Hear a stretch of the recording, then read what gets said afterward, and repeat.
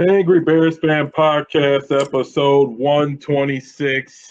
After I don't know how to put it, but a big Bears win. Lots of ups and downs. Um, trade deadline gone and passed today.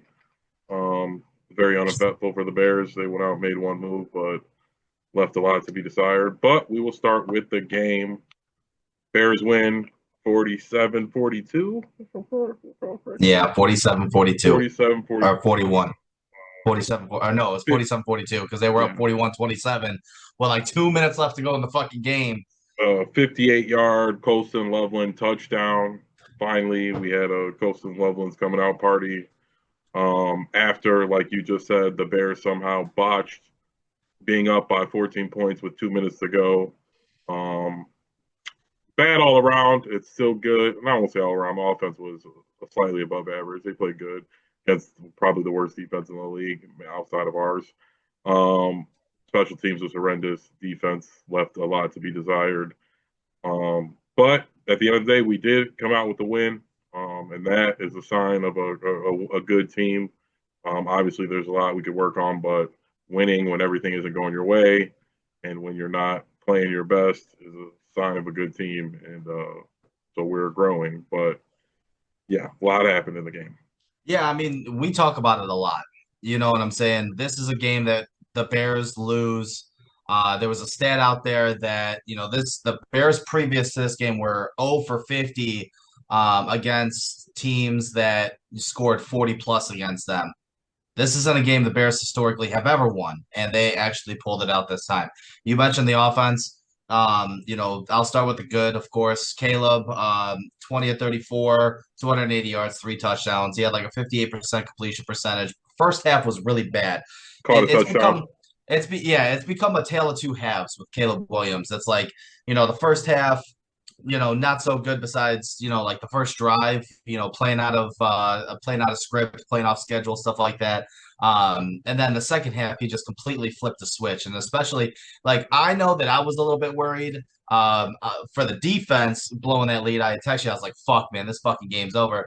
But then as soon as I saw Caleb with that smile on his face when they got the ball back with like 53 seconds left to go and squirts of water in his mouth, I was like, okay, he'll get us in the field goal range. I was at least expecting a field goal attempt, not a What I will 58 say to yard interrupt game you winning real quick, touchdown. I have what I will say, and what I haven't had this feeling about really any Bears quarterback, maybe Jay Cutler. I agree with you. Even though everything was going bad, I was extremely confident with that amount of time left that Caleb was going to get us in the field goal range. And Absolutely. with Justin Fields, with Matt Nagy, with a lot of these coach and quarterback combos, I never was confident. But I will say that as bad as it was going, when they did score to go up in an impossible fashion, I was like, wow, that's a lot of time. Caleb's shown time and time again that he can get us in the field goal range. If they were going to make it or not, that was up in the Yeah, air. that was yet to be Um, seen.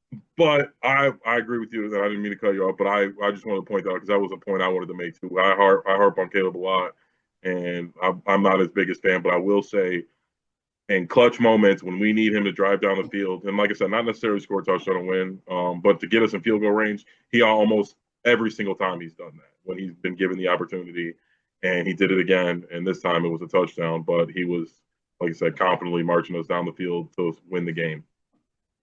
Yeah, I mean, I didn't. As soon as I saw that with 53 seconds, I was like, that's too much time. Yeah. Another positive that I had on there for this week, of course, um, the beast from the East, Rutgers University, Kyle Manungi, 26 carries, 176 yards. He didn't get in the end zone. Very odd to have Britton 176 Brown got in yards. the end zone, but Kyle Manungi did not. 6.8 yards per carry.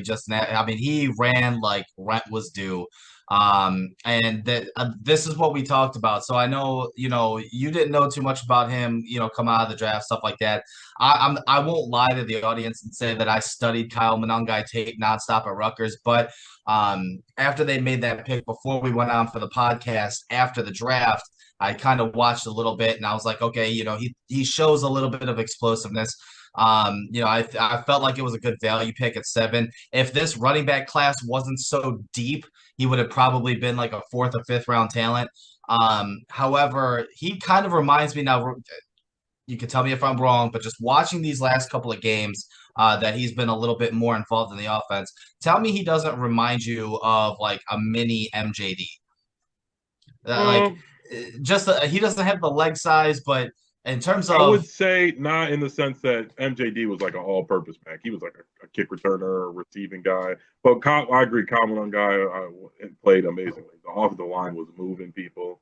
Again, the Bengals aren't the best defense, but that they did what they're supposed to do. 176 yards rushing for Kyle Manungi alone is crazy, even against the bad defense. And the offense, it's just like untimely penalties. Can't get a conversion on third down, just stuff like that that really just kills drives. The offense has shown we get a lot of big plays. We've been attacking down the field. Guys are breaking tackles and getting first downs, but just bad false starts, bad throws by Caleb, and just I don't know. I was watching some of the tape. It's just he's not throwing the checkdowns. I would have to go back and watch it again, but I would say literally 5 different times in the game where Colson Level was wide open on like a little flat pass where nobody guarded him in the flats. He could have caught it and ran for first down easy. And he was open for 3-4 seconds. Caleb's patting the ball, looking down the field, backs up, rolls the opposite way, and it's like, aren't you supposed to be hiking the ball, and looking at that guy first? Like, we were never quarterbacks, but I'm listening when they're, I'm out there on the offensive line. I kind of know what his progressions are supposed to be, and it's like you're supposed to be like hike the ball, boom, go right there. Like when these guys are well, wide open.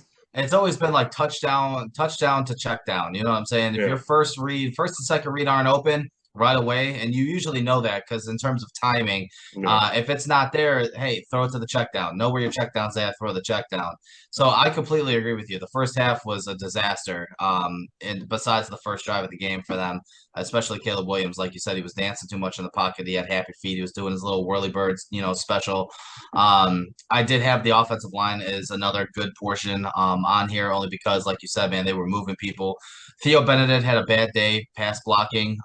He had like a 54 grade from PFF, which I don't take too much stock in the PFF grades, but he did get cooked a couple of times off the edge. However, his run blocking, he took Geno Stone and sat him on the Bears bench on Oh one yeah, block, amazing which was block. Yeah. amazing. Darnell Wright is a fucking stud. He is a top 3 right tackle in this league right now, and that's just a fact. And if you take a look at eye test stats, everything else like that, he is a top 3 right tackle in this league right now. So he's proving to be really good. Jonah Jackson, as much as shit as we kind of gave, the Bears for making that trade in the offseason, we were kind of, we were harping on him a little bit first week of the season because, it was a bad week for everybody first week of the season. Tough team to start off with too. Probably the Yeah, best blitzing team, and they have he's an been elite stepping defensive up. line. He's looked really good. Drew Dahlman, And he's you need stepped up. time He's looked too. really good. Now these guys have played together. I mean, Theo Benedict's been at it. They've had the same group of 4 games in a row now, 3 or 4 games in a row now, which is always great for the offensive line. And yes, they've been playing amazing. Caleb needs to, like I said, just happy feet. And not a rookie anymore. You're not on a bad team anymore. You're surrounded by veterans, good ones, guys who've been here and done it. So, I don't know what they do to calm that down, but looking around the league, and again, Caleb he seems like the guy, but I think we're going to transition into a new era where they're not just going to be giving these young quarterbacks these huge giant contracts. And so Caleb's need to show us that he's the franchise guy, that he's a top 10 guy, because I think Kyler Murray it kind of ruined it for Caleb. Like we had a nice little run where it was Josh Allen, Patrick Mahomes, Lamar Jackson, and so these guys are all getting paid, so they kind of followed suit. And like Kyler's going to be like a healthy sit, over Jacoby Brisket, and he's probably making 40 million, 45 at least a year. So we need to see a lot out of Caleb. There's little stuff that he needs to be doing. We scored 47 points, so I don't want to beat on him too much. They did play good. We moved the ball up and down the field. Still just a lot to clean up, and Caleb needs to just take that next step where it's like Coast 11's wide open. You got to throw these guys, and the accuracy is just bad. Just not throwing the ball out in front of guys so they can catch it and run. Yeah. I know Roma Dudes, they should have caught that touchdown, but it was behind him. Yes. It was a layup throw that you know what I mean? We just watched DJ Moore make that fucking throw. Yes. So it's really annoying when our fucking quarterback, who's a Heisman winner and the number one overall pick, can't make the fucking throw. So that's frustrating. But all in all, good game by the offense. Defense needs to figure something out. Just all bad. I mean, Joe Flacco's 40 fucking years old. I mean, over the hill. I mean, I understand T. Higgins is amazing. Jamar Chase. I mean, we kept Jamar Chase in check pretty good, but T. He still Higgins. had 7 catches for over 100 yards. He didn't They, get in they the were end all in zone. like but they were all in like the last like quarter and a half of the game. Like I when they were, understand. I know, I mean, Eh, but he's going to eat, so I'm not going to complain about that. What I'm just saying is most of the game we held him in check. When they were in pass the ball, hurry up mode, that's when he started to get off. But T. It's Higgins really hard. It's really hard to guard those guys. Those wide, and the whole game. you can have any serviceable quarterback, and I say serviceable because we saw what happened with Browning. He couldn't get the ball out, but I mean, and I'm Browning threw a here's the lot of thing. yards. He just threw interceptions, but he's still Here's the getting three, problem. 400 yards. Here's my thing. Talking about this defense, the defense played horribly. No doubt about that. The secondary, the safeties, the linebackers, all of it, just pass coverage was not there. And I don't put too much blame into the defensive line because Flacco is one of those guys, especially since he's joined the Bengals. If you look at it, he gets the ball out in like 2.1 seconds Yeah, every and he's throw. 6'5", like Every so tough. throw. So I don't put too much blame on the defensive line for not getting to Flacco because Flacco literally just takes the ball, slant to, Jamar Chase, fucking fade to T. Higgins, and he just throws up and makes these guys, go up there and make the catch. And they do. I will say that Montez Sweat got another sack. Austin Booker got a strip sack. So when Joe Flacco was taking deep drops, they were kind of getting pressure a little bit. I know CJ Gardner-Johnson had a sack. So like I can't put too much into the defensive line, but too much blame into there because they held the run game in check pretty well, Yeah, and that was a I big think it's concern a that we had. coaching thing where they should have been getting their hands up more. Like Yeah, rush for absolutely. 1 second, get your hands up. Rush for one But second. you can't expect guys like Nashawn Wright and I saw the one Wow. practice squad kid in there, guarding Jamar Chase and T. Higgins and shit. You can't expect guys like that with those names to keep up with these guys all game. Stevenson got fucking burnt again. That's 2 weeks in a row where like he just I don't know. I don't know. He I mean, people plays get burnt. I don't know. he played horribly the first like 3 weeks of the season. Then he played really well during the 4 game winning streak. And then since our loss, he's kind of regressed a little bit. I didn't expect him to continue to play at a Pro Bowl level, but I expect him to at least somewhat be consistent. And he's been okay. He's just been okay, Yeah, which is why I was harping on, hey, we need to get a corner at the trade deadline, somebody who, could come in and kind of help take the pressure off of him because Nashawn Wright is absolutely useless. Jaquan Brisker sucks at pass defense. He is horrible. And yes, him he's and he's a liability. they He's a have no feel. liability. It's the linebackers too. Their problem. It's just they're not getting. We play a lot of cover two, and they're not getting the proper depth.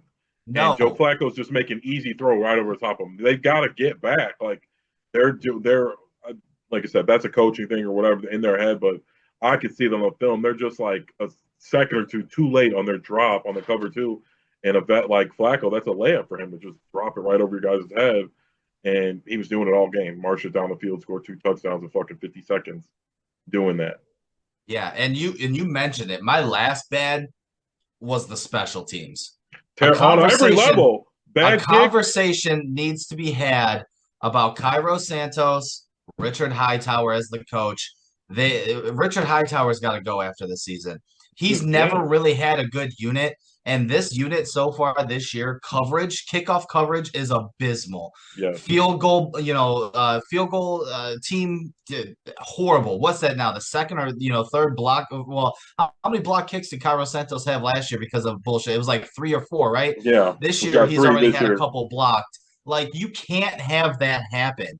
And The the bad kickoff coverage, onside. you can't. Yeah, the onside, you He can't kicks the have ball an opening game touchdown returned from a kickoff. You can't have that happen. against the And backup quarterback. Like that's the type of shit where it's like that's yes, like you said, exactly. That cannot happen. We got backup quarterback. We need this win. They need the win. it's set up for us to play good. We know we're going to march up and down the field on them. We cannot give up any easy touchdowns. And like you said, opening drive touchdown. That the block kick, miss kick. Daniel Hardy kicks the fucking onside kick. Like, what the fuck are you guys doing? Like, well, like, gotta wake up. And that's coaching stuff. And I usually tend to blame the players. But a lot of the stuff I've been complaining about, like I said, linebacker depth on cover two. Like, I don't know if it's a mistake, if that's what they're coaching. I don't know, but it's terrible. Especially in 2 minute drill. Who cares if Chase Brown catches a 5 yard check down? We win the game if one of those posts was a check down to Chase Brown. We literally just win the game flat out. Time's gonna run out. Yep. Like, if they do that, we tackle them inbounds. Like, but no, you're for whatever reason worried about a check down with 50 seconds to go and not getting good depth on your cover two drop. And it's like that. I don't know if that's coaching. I don't know if they made that call, whatever. And I'm pretty sure on both of those touchdowns too, it was Noah Sewell that didn't get enough depth. Yeah. So why is he in that position? Like, you have Tremaine Edmonds there now. Tremaine Edmonds is 6'5". If you're gonna play cover two and you're gonna drop a backer into coverage into a deep zone like that, you drop the 6'5" linebacker with 5 interceptions. You make him throw it over the top of a 6'5" linebacker who can jump. Like, what are we doing? That was a coaching thing. The special teams, like I said, I think somebody heads needs to roll. Like, I think it's time for Santos to go. We gave him a little bit of money, but it's just not working out. Moody was a lot better. He's younger. Yes, he has his problems. He's not perfect, but he's just got a bigger leg. Well, if they do that, I will say, if they do that, you have to be sure he's going to be accurate. As much shit as we give Cairo Santos, he was 8 for 9 on 50-yard field goals last year, and he's been pretty consistent with 50-yarders this year. I know Jake Moody can make those too. However, in San Francisco, he was 50% from beyond 50 yards, and that goes back to his Michigan days. Even when he was at Michigan, he was a 50% kicker from 50 plus. Yeah. So you have to make sure, if you make that move, you have to make sure that Jake Moody is going to be accurate. And I know it's kind of hard to tell, you know what I'm saying, but it's just one of those things where you're going to pick your poison. You know what I'm saying? It's tough. And I agree with you. I like Jake Moody. I think he's definitely got a bigger leg. There's no debate about that. But the accuracy issues, is that something that you can live with? If the game goes down, the line or whatever, and we need to win this game, we need to win this game, the last game of the season, we need to win the game in order to get into the playoffs. There's a 51-yard field goal for the win. There's 3 seconds left on the clock. Do you want Jake Moody or do you want Cairo Santos? I don't know. I'll probably say Moody. That's just your Michigan bias talking. That's why I just said that. I mean, I don't know. I don't. Santos has already let us down before. I haven't seen Jake Moody let us down yet. Is what I would say. Cairo Santos has already let us down multiple times. But that being said, Big Bears win. I mean, we've had a lot to complain about, but at the end of the day, a win is a win. You don't get more points for having a good game on defense. So that being said, big win. We needed it. Ben Johnson, he said it. He said, "Don't apologize for a win in this league." And yes, because they're not easy to get. So that we have to be happy for. Ben Johnson seems like the guy. There is a lot of coaching stuff going on, needs to be fixed, but he still is a first-time coach. But I think he has changed the culture for the Bears. 100%. What we've been harping on. The X and the O's, he will get better at that. It's his first time. His staff, they're all, got upgraded in their positions for the most part. They're all, so it's their first time out there, so they'll figure it out. And we do need to fix that part of it, but the culture has changed, and it feels like we're going to win these games when we get down the wire, not lose them. Well, we didn't talk about it because it happened after our last podcast, after we had, after we recorded, is that the signing of CJ Gardner-Johnson is a perfect example of like the culture change of the building, because realistically, when you look at that signing, that's a guy that Ryan Poles doesn't bring into this building for the last 3 years that he's been a GM, because he's not a cookie cutter, Boy Scout kind of player. This is a guy that has notoriously been around the league and has been kind of a shit starter, a shit talker, an instigator. With us in particular, we've had that's a guy with us. Yeah, exactly. And that's a guy that does not get brought into the locker room by Ryan Poles. So I feel, and he literally just got cut, and he wasn't playing that bad. Like it Yeah, wasn't like he was playing like we've got guys on our team that are playing way worse than him that haven't been cut. yeah. So clearly there was an issue in the locker room with the coach with some, you know what I mean, a very talented player or something.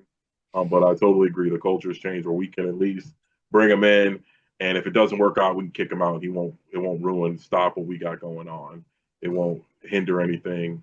But he played good to be inserted in there. He was playing a little like basically nickel.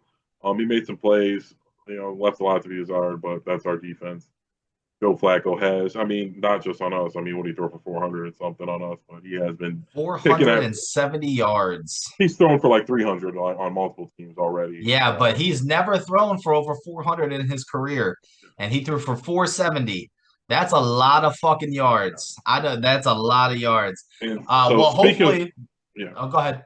no, I was just saying. Speaking of that, I mean, speaking of moves that the Bears need to make, trade deadline was today.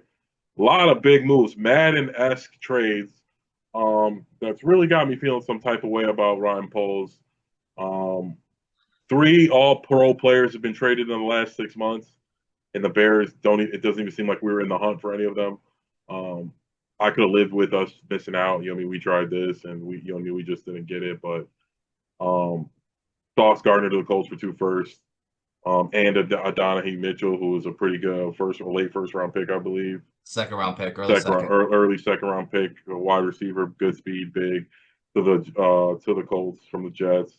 Quentin Williams for current second and the next first to the Cowboys, and Mozzie Smith. I think it's a good deal for the Jets. I think the Jets made some pretty good, solid moves. I mean, they're clearly in a rebuild. What's Sauce Gardner going to do for you in the next 2 years? Probably nothing. I'm gonna play Yeah, devil's. I'm gonna play devil's advocate here with you, Sean. I know I was kind of mad about it earlier, as you and I were texting throughout the day in terms of the trade deadline. Just for sake of content, okay. As a fan, am I pissed that we didn't get any of these big name guys? Yes. But for the sake of content, because you and I can't agree on everything during this, otherwise it just becomes stale. Okay. So I'm gonna argue why this was a good thing that Ryan Poles didn't make any moves today. I feel like Indianapolis grossly overpaid for Sauce Gardner. Grossly overpaid. 2 first-round picks and AD Mitchell. AD, you know what I'm saying? He's not a bad player, but that's a lot to give up for Sauce Gardner. And I feel like Dallas had a little bit of a better package of what we could have offered for Quentin Williams, because if it was just the next year's first and this year's second, if it was just 2 draft picks, fine. Then I would be fucking furious that we didn't get Quentin Williams. But then I found out that Mozzie Smith was added to the deal. He's a yeah, but former first Mozzie's round like their pick. backup though. Yeah, but he's like a former first round pick. He's kind of like a, take a flyer on the kind of guy. He's like way worse than Dexter, and I like Yeah, Mozzie a lot, but but he's I worse don't than think the Dexter. Bears were in a position to trade, because the Dallas Cowboys had, they had another defensive tackle that they're paying 20 million a year, and then they also got Kenny Clark. The Bears don't have that kind of position to be like, hey, we're a Quentin Williams away. We're gonna send you Gervon Dexter a second and the next year's first for Quentin Williams. I don't think that really does a whole lot for your defensive line right now. I just don't. So I was okay with them not making the big splashy move.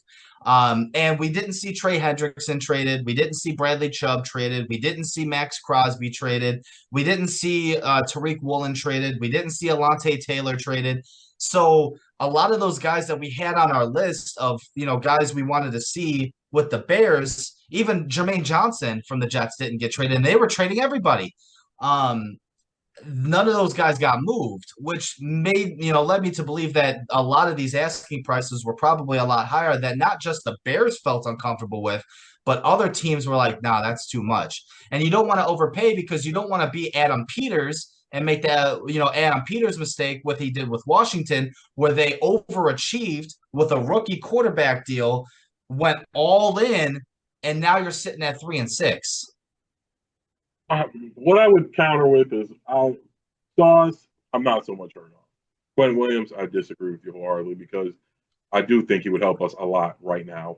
Would do a lot for us right now. And I don't think we have to think that like we're Quentin Williams away from a Super Bowl like right now. I mean, yeah, he's not the one piece that's going to take us to the Super Bowl, but we're not winning a Super Bowl without a Quentin Williams. So why not get them now while it's, you know what I mean? We can't just keep waiting and hoping we're going to get these guys later. Sometimes you do got to overpay for a sure thing. And is he going to be all pro every year? Probably not. No, but he's good for a handful of sacks, and he's going to be a problem, a disruptor, which we don't really have. And that's how I felt about Micah. I don't. Maybe we weren't ever going to get him, but yeah, would you have to overpay? Would that might have been too much? Yeah. Are you going to have to give him a shitload of money? Yeah. But Micah's, you know what I mean? We're not going to draft one. Like, yeah, maybe you might, but you can't just sit around and keep waiting for one to be available in free agency. What if he doesn't want to come to your team? Like, sometimes you got to overpay to go out and get a for sure thing. And we just can't. They said we are getting Caleb for this reason. I could see if we like, and the sky is falling on our season. Everybody's hurt. We have no passers. We have no corners. Fine, don't go get Sauce Gardner. There's not somebody we couldn't have got for a second, a third. Like, we just need bodies. We need if there was a nickel corner who was available, if there was a secondary corner, we didn't need Sauce. We don't need the best corner on the team. But I think the Jermaine Johnson, I think they said they were asking for too much. But I think we had to go get somebody, and we did get Joseph. I don't know how to pronounce his name. He's okay. JTS. And he's only played 31 snaps this year for Cleveland, right? I saw everybody's like, oh yeah, Ryan Poles would trade for somebody who's got no sacks this year. He's got nine career sacks in 4 years or whatever it is, and he was an okay player with Tampa. He's Austin Booker to me. Yeah, he's a former first round pick, and really, when you think about it, he's just a body since Dayo Adengbo went on IR, which we can add that to the hall of horrible free agent signings for Ryan Poles, but. Austin Booker, they're going to see what they've got with Austin Booker for the rest of the season, and he's going to be a depth piece. You know what I'm saying? This JTS guy from Cleveland, but I think we can all agree that Dennis Allen's got a type. This is a Dennis Allen trade. Hey, I need guys that fit this mold.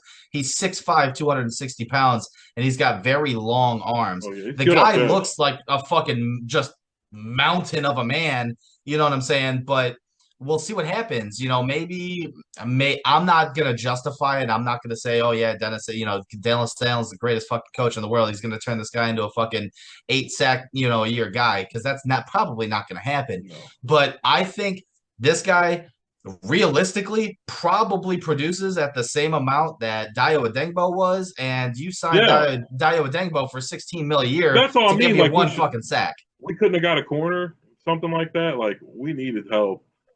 Maybe these guys are healthier than we thought, but I just felt like not making any decent size move at the trade deadline was kind of punting on this season.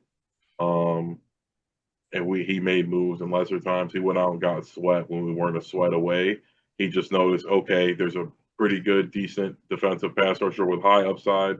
Worst case, he's worth a second, and he'll get us 7, 8 sacks a year or whatever, 6, and we'll deal with it. And he did it. And I feel like that's what we should have did with Quentin Williams. If second and a next first and a backup defensive lineman was the price, I think we should have paid it. If it was slight overpayment, sure. But now we got Quentin Williams. We have a real piece on the defensive line. Again, we don't have to necessarily reach for one because we keep trying to reach and these guys are getting hurt or they're just not the real deal. But I like drafting, and I think you build with depth through the draft. But I think this year more than any year, a bunch of really good players became available. We had all the assets to do it. We already had a quarterback. We've already got a number one wide receiver. We've got a premier tackle. So what do we necessarily need mid? Obviously you need it, but it's not like we're trading away a top 10 pick.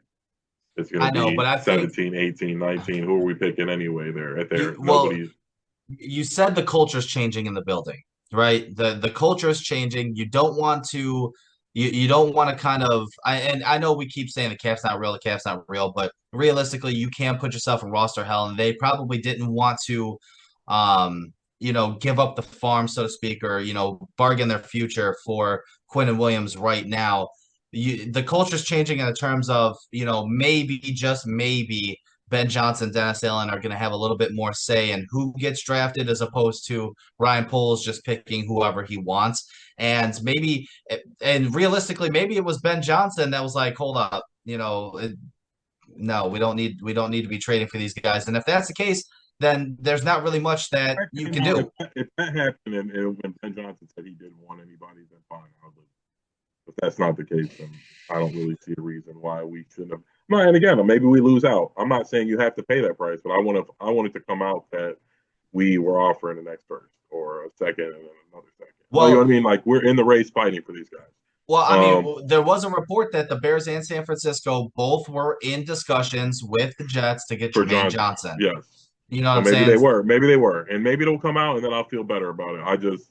I know we're fans, and the trade deadline comes, and we all want our team to be the one making a splash. But I think this year more than most years, we really needed some help at the trade deadline. We really need to go. You saw the Chargers did something that's basically what I wanted us to do. They lost both their tackles, they got hurt, and it was either punt the season or go trade for a tackle. That obviously they don't need because when their guys are healthy and come back. But this year they need a tackle or their season's over, and they went out and paid maybe a little more than they should, and they really didn't need them for roster purposes in the future. But they couldn't give up on this season, and I think we needed to make a move like that. Like I don't know, and I'd have to see what the asking prices are. When they came out and said what they wanted for Johnson, made sense. We didn't do it. Quentin Williams, I could have paid that. Not for Sauce. If they would have said we traded Luther Burden and two firsts for Sauce, I would have been pissed. So I agree with that one, but I think I wouldn't have been upset, and I don't know what Poles is scared of. I don't think anybody would have crushed him if he made a bad trade, like having to at this point of the season. Like we're in a great position to make the playoffs. I mean, we still could realistically win the division. It's in our hands. We go out and beat these guys when we play them. The Packers just lost to the Panthers. Vikings got a rookie at quarterback. Lions, you know what I mean? They just look like shit. So They're very inconsistent. yeah. So who's to say we can't and this isn't me just being an optimistic fan. Record wise, we're in a good It position is to a go. little. It is a little bit. I don't know. Like they all looked, but like 4 weeks ago, the Lions looked like a super team. The Packers looked like pretty tough, but I mean, we're better than the Panthers. Like obviously our defense isn't as good, but we're better than the Panthers. And even when we're obviously going to get healthier, and some of these guys are going to come back, so we're not going to be all over reserves. Well, I want to know what's going to happen when Kyler Gordon comes back because he's only on IR, so he's only going to be gone for 4 weeks. So do you take Nashawn Wright out and you put Kyler at like an outside corner and you have CJ Gardner-Johnson in the slot with Stevenson on the other side until Jalen Johnson gets back? Like, what do you do when that Yeah, happens? that's going to be I'd be interesting. interested to see what happens with that. I think Kyler may be a little too small to play outside, but you can't keep Nashawn Wright out there. You just can't. You can't do it. I don't The know. one Like game he's you made could some do big it. plays. The one game you could do it is this week coming up, week 10 against the New York Giants, because Yeah, they've rookie got quarterback, no wide they've got receivers. fucking nobody playing wide Yeah, receiver. I mean, they've got Jackson Dart's a dude. Like he's got no help. Cam Scatterboo went down. His offensive line is terrible. He's got no wide receivers, and this motherfucker is balling. I said it when he came in, played his first game. He's got that Joe Burrow swag to him. He reminds me of just it. He looks like a player. yeah. My concern for this game is that maybe this falls into that trap game category. You're coming off a very heroic win, I guess you can say, for the offense, scoring 47 points. You got a down team in the Giants that are They two got a and good pass seven. rush though. They're going to be But that's the coming. thing is that their pass rush is pretty good. You got Brian Burns. I will say Abdul Carter only has one sack this year. Yeah, I don't know what's going on with that, but Abdul Carter has been bad. But they've got Kayvon Thibodeau, they got Dexter Lawrence. Their run defense is very susceptible. So I want to see Kyle Manungi, not just because I have both Kyle Manungi and DeAndre Swift on my fantasy team, but I want to see them run the ball down the fucking Giants' throats yeah. because that I think establishes more of more of an identity on offense where you play smash mouth football and you say, you know what's coming, but you can't stop it. That to me is Well, and paramount. you gotta stay disciplined. You can't come out and send crazy blitzes to the outside and try and overwhelm Caleb because everybody's gotta be hitting their run fits because Manungi's gonna run it right down your fucking throat for 5 yards if everybody doesn't get in their proper fit. And that And was he's going to fall forward for a yes, yard or two and after that's what contact. Swift was getting a lot better the last few weeks, but that's what his problem at the beginning of the year was. We were blocking good, but he wasn't punishing people for being out of position. He was trying to score a touchdown. And Manungi doesn't do that. He hits the hole real hard, and if he gets 3 yards, that's what he gets. And we need more of that. It's just good for like I said, healthy for the offense that makes the defense be disciplined and know that like if I take a bad drop step and I drop in a pass coverage instead of stepping up into my fit, Manungi's going to get 5 yards. So, and that'll get the linebackers creeping up, and that'll open up the throws over the middle field, which Caleb is very good at. He throws those very accurately. The 15-yarders right over the top of the linebackers. That seems to be a throw he's very comfortable with. So yeah, I think Swift should take a more of a secondary role. It's still getting the ball. We have his time from him. He's very explosive. He's got a hell of a big plays this year in the pass game and in the run game. But I think we should be giving Manungi 15 rushes a game and letting him set us up for everything else. And like you said, the Giants are susceptible to it. They got a good pass rush. That's how you slow them down. And another, I don't know if trap game's the word, but we have to win this one. We cannot let this slip away. We were doing what we were supposed to do with the Bengals. We had a meltdown in the last 2 minutes. Like I honestly, it's still unbelievable to me. Well, we got to let that be a teaching moment because realistically, we saw it enough the last couple of years with Eberflus, those historic meltdowns, and that would have been a historical meltdown. And like I The said, fact just that like they were like the film is just like small coaching stuff where it's like you have to tell them like we want them to throw a check down. Nobody, like everybody, get back in your fucking drop. Like it was blowing my mind where they're hiking the ball 3 plays in a row. Flacco fucking post right over the top of the linebackers every time. Like, what are you guys doing? What did you tell them? What are you radioing into the middle linebacker? Like, this is the type of shit where like I don't know if it's coaching. These guys are just being boneheads, but you guys got to be more aware and play situational football. Like, we should have easily won that game, and we had to do it in spectacular fashion. And I'm glad we have the wherewithal and the team to do that. And like we were saying before, that we feel comfortable in it as well. That Caleb's going to do what he's supposed to do and drive the ball down the field and get us in position. But that never should have happened. And yeah, like just I hope before overreaction factor cap, and I have trade deadline edition today. Give me your final score prediction. Week 10, Bears, Giants at home. I will say 30-17 Bears, 31-17. I'm going to say the Bears drop a 30 as well, but I'm going to say 38. It's going to be 38-20. It's going to be an ass beating of epic proportions. I just feel like the Bears can really get to Jackson Dart. I'm going to say 3 turnovers for the Bears defense as well.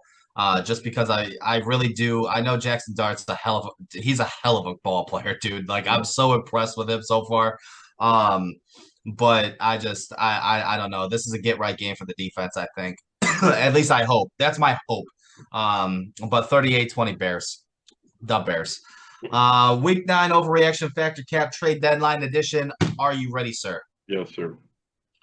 All right. So Sauce Gardner, we talked about it earlier, went to the Indianapolis Colts for 2 first-round picks and A.D. Mitchell. So I ask you, Factor Cap, the Colts defense just became legit and will finish the season as the AFC's best defense.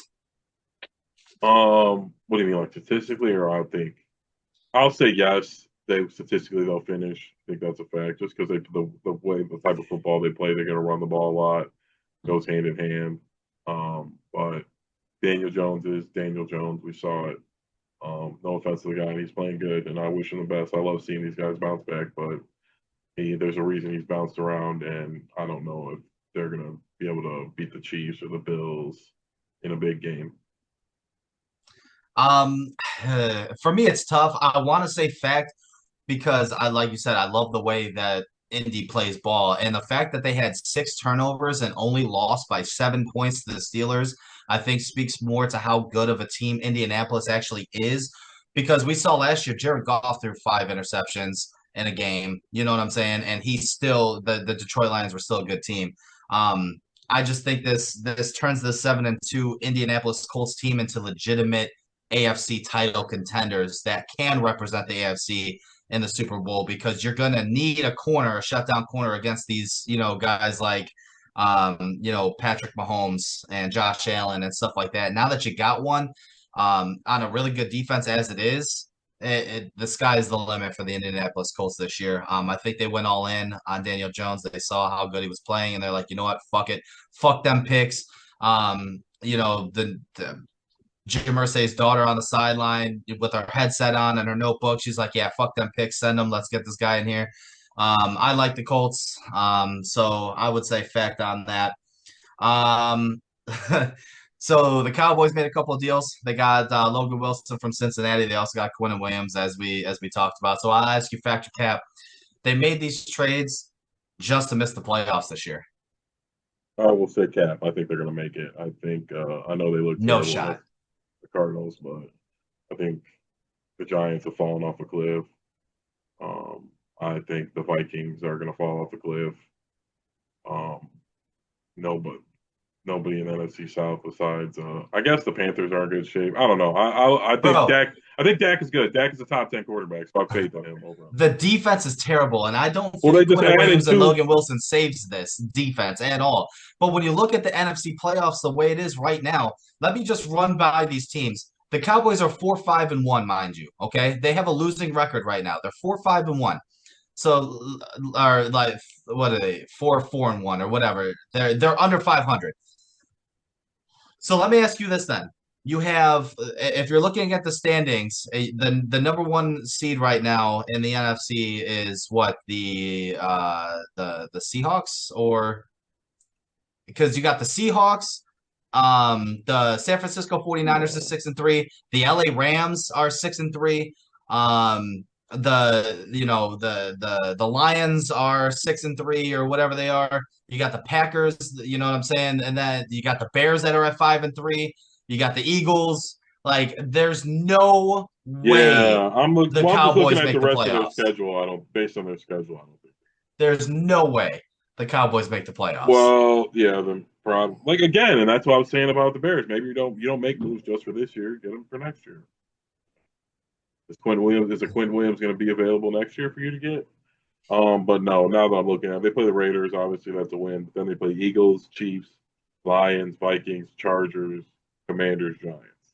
So no, I think they would. They can only lose two more, and that's being generous.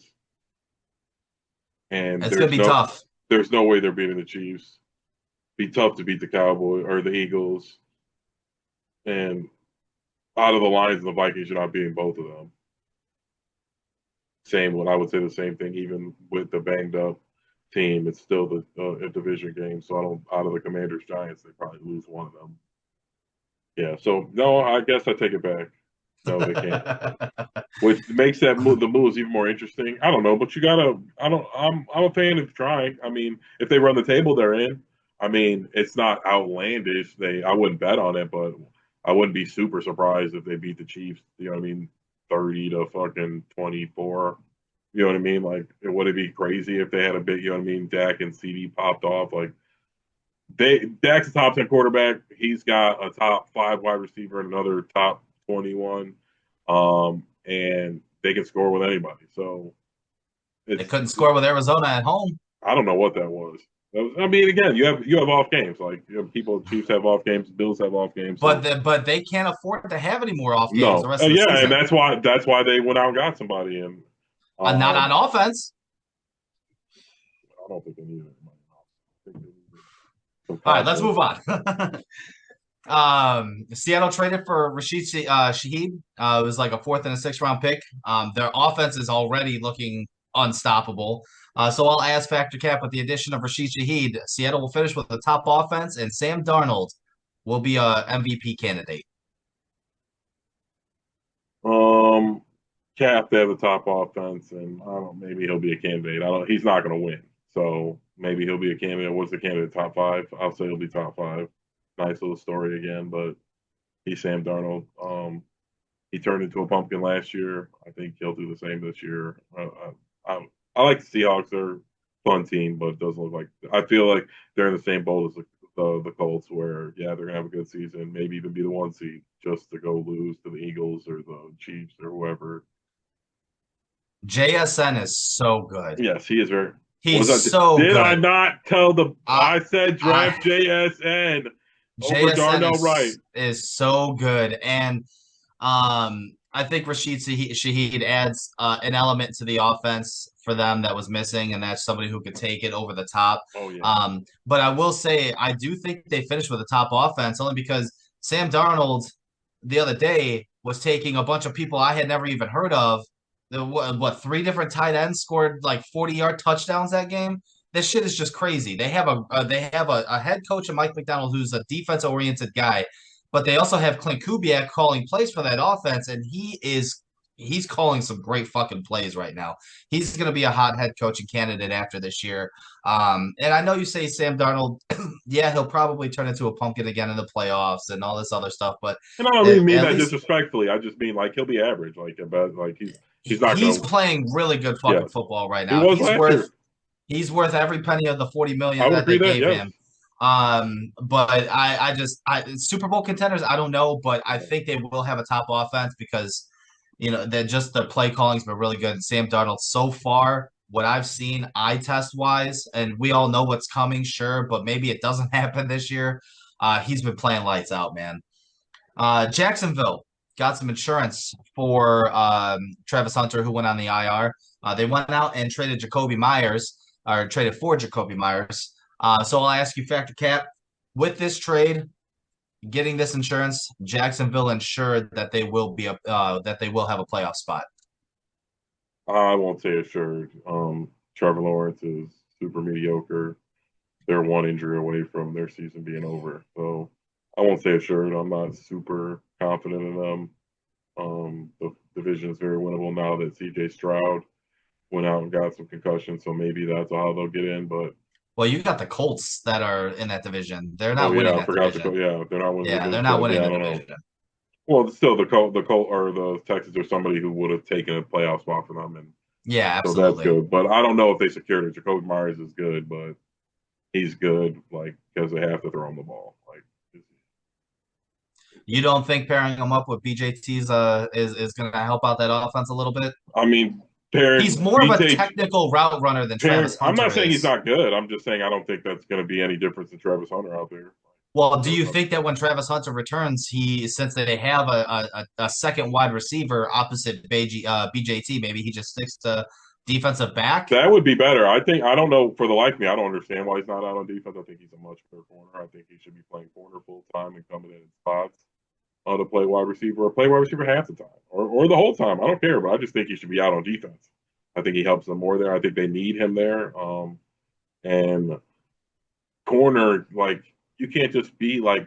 I think you need to be out there playing it to be like getting better at wide receiver. Obviously, it's not just easy, but you're just out there running around. Like, I mean, you need a little bit of feel, but corner, you got to be out there playing. Like, you can't be out there going cold. And I think we've seen examples of him locking up some very good wide receivers in this league. And I think, yeah, maybe if that's what they made the move for, then I think that I was thinking the sense of the offense, like is it going to put them on top? But if it gave them the ability to be more flexible to put Travis Hunter on defense more, I think that would help them, and maybe it would.